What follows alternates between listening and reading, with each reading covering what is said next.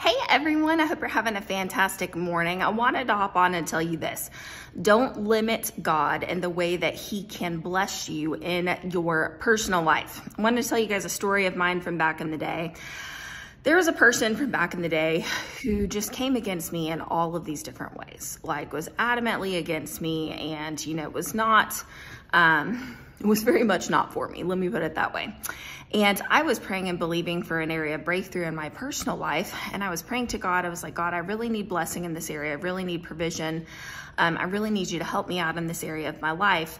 And so I was praying and I was expecting that provision to come through, very different circumstances. But in this circumstance, God actually raised up an enemy of mine and chose to bless me through this person.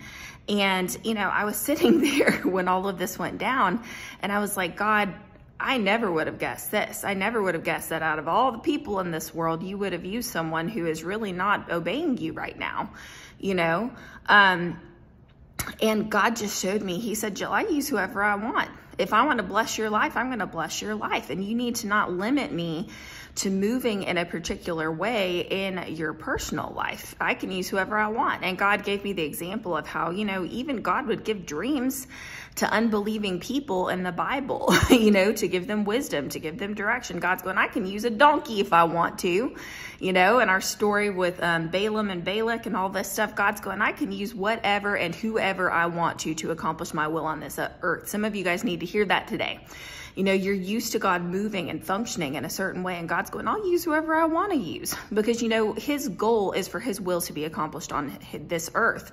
His goal is for his blessing to be accomplished on this earth. And if God has to raise up a donkey, God will raise up a donkey to get his mission accomplished. Amen. If God has to raise up one of your enemies to sow into your life, to bless your life in some way, he will raise that person up. If God has to raise up an unbeliever to bring blessing, he will do it, ladies and gents. And so I just want to encourage you guys not to put God in a box in this season. God can, bless your life and use you in ways that are beyond your imagination. And I think that so often we try to limit God by trying to say, God, you need to move in the way that I pictured you moving over my circumstance or over my situation. And God's going, no, I can move in all different kinds of directions. Your job is to dream big. Your job is to trust me. Your job is to stay faithful in the place of prayer. Your job is to hang on in faith to the promises that I have spoken over your life. And if God comes in a way that you didn't expect him to, I want to encourage you guys, ladies and gents, be open to that, because God can move however he wants to move in your life.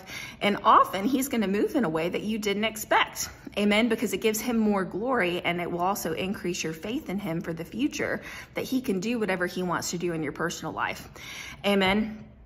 So don't limit God in this season. God can choose to bless you. He can choose to use whoever he wants to use. And I want to encourage you guys not to put God in a box today. Amen. Hope you guys have a great day. I'll chat with you again soon.